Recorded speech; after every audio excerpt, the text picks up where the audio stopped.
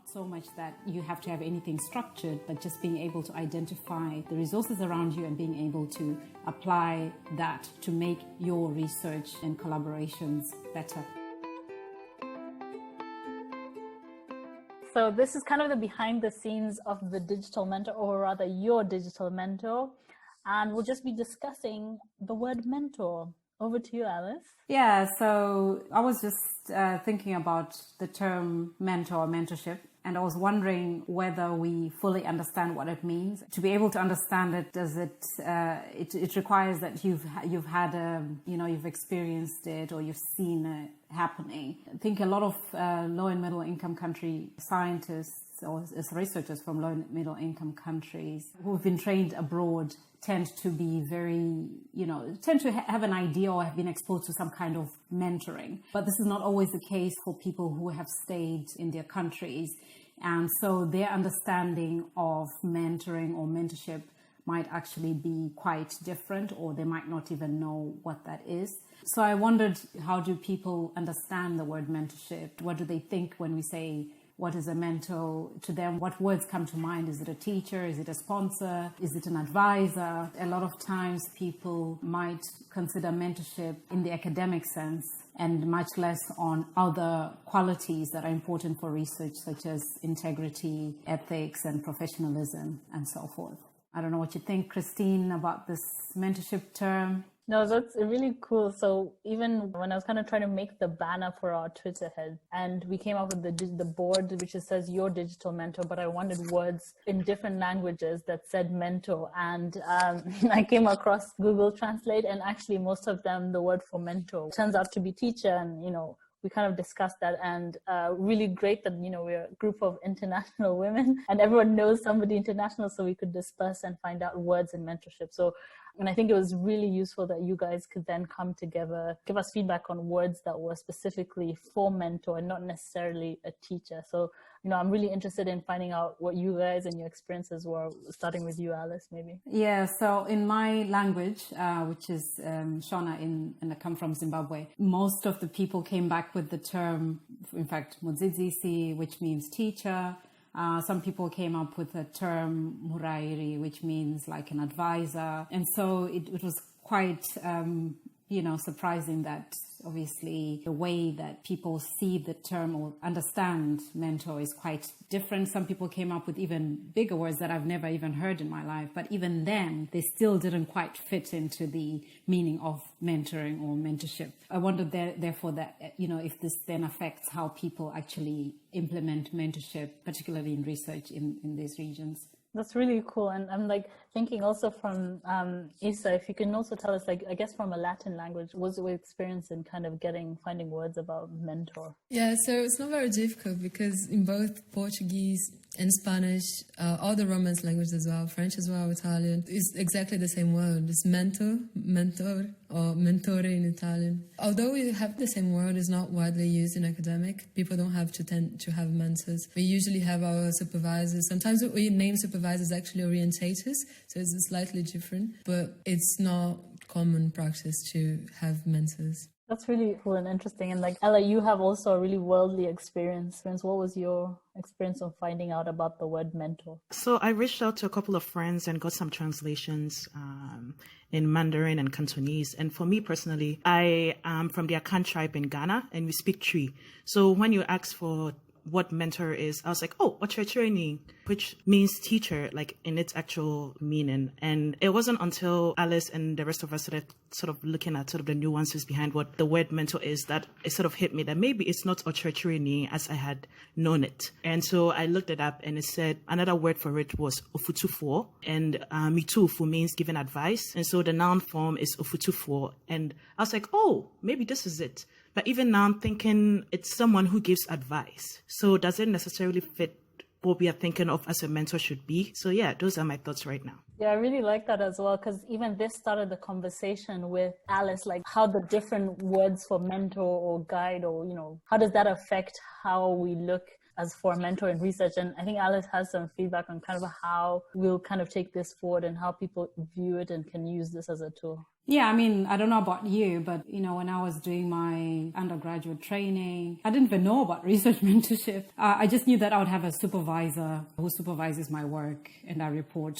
back to them. So it's only after, later when I was doing my PhD studies that I was in institutions where they try to have some mentorship programs. And then it took me a while to even understand how to apply the mentorship methods, how to interact with potential mentors, how to find a mentor who would be able to share with you, their experiences. And eventually it probably took like 10 years before I even quite really got, really good mentors. And so some of them are really still quite influential today. So yeah, I think it does take a bit more than just knowing that there's this word for research mentorship. You still have to, first of all, understand what it's going to do for you, what value it brings, and also finding then the right people who can provide you with the mentorship that you're looking for. And do you think having different words in it, like if it's non-defined, do you think that affects how researchers seek out their mentors? I think so. I think if I wouldn't have known that it is actually possible to have somebody who can advise me in my career, who is not just a supervisor, even somebody who even helps you with your own personal and professional development, your home, even how you interact, in your social life. I might have thought it a bit strange to befriend people who are not necessarily my supervisors. And I have to admit that the mentors that I have are actually from completely different culture, which is topic for another day.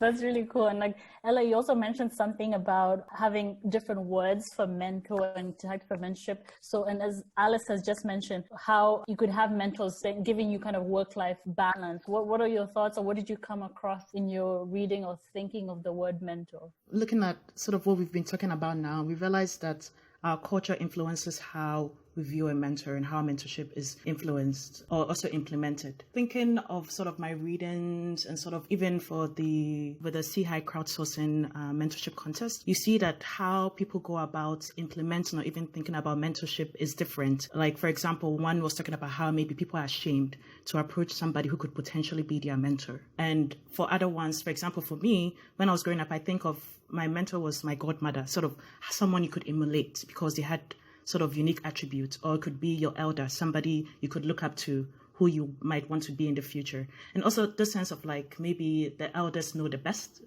best. And so we have to sort of look up to them. And then if you look at that and also maybe compare that to the academics of things, most of us, at least in Ghana, when I was in middle school, it's more about sort of what you study, what you learn, and what you've accomplished, not necessarily somebody who could guide you to maybe do something on your own. But I guess that was from an early phase of my career. So maybe that does not embody everything that goes on. That's really interesting. And what about you, Isabela? What are your experiences of mentoring, either growing up or in higher learning? What are your thoughts? Very poor, actually. I haven't officially had any mentors. But I had my college tutor that was really good. So he became sort of my mentor because I used to go to him for a lot of personal problems as well.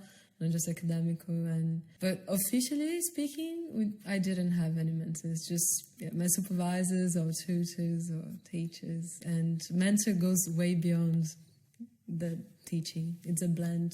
In discussing this podcast, do you see that maybe you could have identified somebody or kind of work to teach your mentor to be a mentor? What are your thoughts in hindsight? I know it's 2020, but what are your thoughts if you look back and see what could have been changed? Yeah, I think I've missed out so much. We had some program of peer mentorship in the first years, but it was more, again, teaching basically biochemistry and stuff. So it wasn't even, it was helpful with teaching, but it's not the same. So I wish, going back on time, I wish we had some more help from university to help find proper mentorship. That's actually super fair. And actually now I even would ask Alice, who's an official mentor, and maybe give us a bit of background of how you've experienced mentorship and how you going forward are a mentor, and how this whole podcast you think will work. Obviously, I learned mentorship by being a mentee and taking it actually quite seriously and making an effort, obviously, to always maintain the relationships with people whom I believed were helpful to my career, to my, even to help me with my social problems and so forth. So having gone through that and having seen the impact it had on my research when I was doing a lot more research and also on my career, I almost jump at any opportunity where somebody is seeking, that kind of relationship or mentorship relationship as well, because I feel like I have so much to offer. I have so much that I can share. And also I still have a lot that I can learn by being in relationships with, young scientists or people that are doing other types of research that I'm not necessarily involved in. So it's a very interesting thing, and it can actually be fun. It can be overwhelming if you have too many of them. But again, I don't shy away from opportunities to interact with other young researchers or upcoming researchers. So did you seek a mentee, or have people approach you and say, can you be my mentor? Or has it both happened? Have both scenarios happened? Well, I've sort of had people who have come to me sort of saying, well, they would like some help with their research and so forth, and that they think that I'm the best person. Initially, I didn't know how to approach that, because this is an informal request. But lately, I've been involved in a more structured and organized, sort of matching of mentor and mentee. That works to some extent. The only downside, of course, is that, sometimes you get matched with people whom you almost have to guess, what they are like, and whether you'll really get along or whether they appreciate you. It's a bit harder to gauge that. And particularly because in my current mentorship roles, I'm doing it virtually, which means that, there's that limited interaction as well. But so far, I would like to say that it's been a really interesting experience, and I really hope that I'm making an impact and definitely learning a lot from that experience.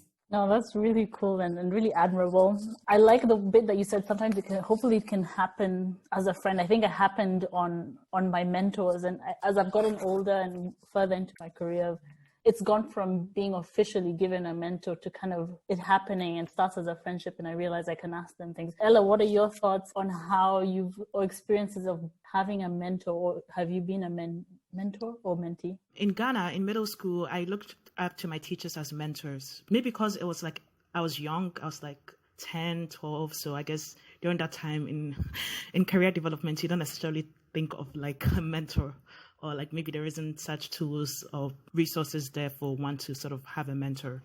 But I looked up to my teachers, the ones that I like. Coming to the States, in high school, I was a peer mentor. And so I sort of mentored other students who were transitioning from middle school to high school and sort of getting them, used to the high school environment and work. And then going to college, that was when sort of, I guess, mentorship, as maybe we are all thinking of it now, sort of became a part of sort of my academic career, where I started doing research in BME and in biology, and sort of reached out to a professor I was interested in who was really good to me. And I was like, oh yeah, I want to be part of your lab. And she was like, yes. And then after that, we sort of worked for the next 3 years of my college career, sort of researching, and she would back me up, not in terms of just doing research and sort of having questions, independent research, but also sort of other aspects of my academic career, whether I was applying for fellowships or sort of like looking at other things that I wanted to get into after undergrad. And other ones that I sort of also, for me personally, I consider people that inspire me as my mentor. So I try to sort of reach out to them and to see if I could connect with them, just connections. And most of them, I guess, came about during office hours where I could hold conversations with them and sort of get to know them. And them, as Alice was saying, sometimes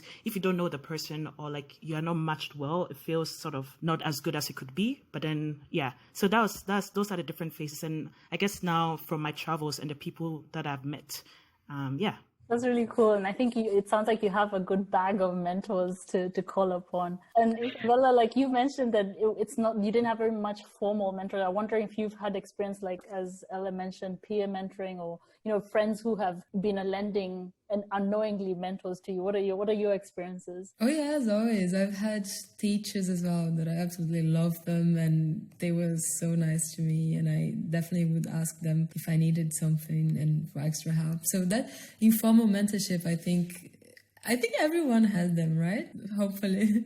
Oh, absolutely. That's cool. So if we go around the room and are like, what do you see like this podcast as your digital mentor bringing to the world? What are your thoughts? Like in one line, what would you say? I will happily dish out the first one and say, I think I would have benefited from this at early, like in my undergrad, having something, a resource like the digital mentor would be able to give me skills on how to get a mentor that I have a good rapport with and I've built with, and not formally enforced on me. But I'll throw it around the room. Alice, thoughts?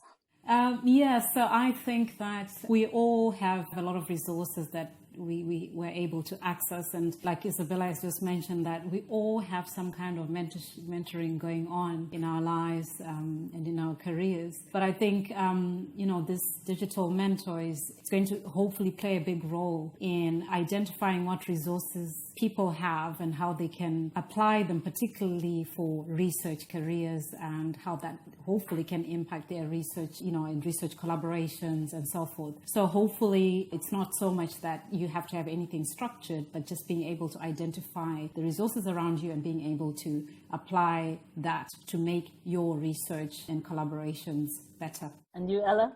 For me, I watched a TED Talk during my senior year of college, and there was this lady who talked about having a champion and sort of what that means. And I think this is what this digital mentor podcast is going to stand for, not only in the resources they provide, but also in the conversations that we have about sort of rethinking how we see things, reframing our models of reality, looking at hierarchy in a different sense, breaking those barriers. And I think that would sort of allow us and allow researchers in LMICs and middle income countries to sort of look at things maybe from a different perspective, and that would influence their research and they'll be able to produce more, also I guess empower themselves. So I'm really excited for this and the impact that it's going to have on not just people in research, but even people, as you said, undergrad and maybe lower in high school, sort of starting at the early phase. How about you, Isabel? Yeah, so I think it will really inspire people, not only to give them some skills that we're going to talk about during the podcast, such as networking or getting a mentor or writing, but we're also going to encourage people to get things done, and we're going to make them believe that they're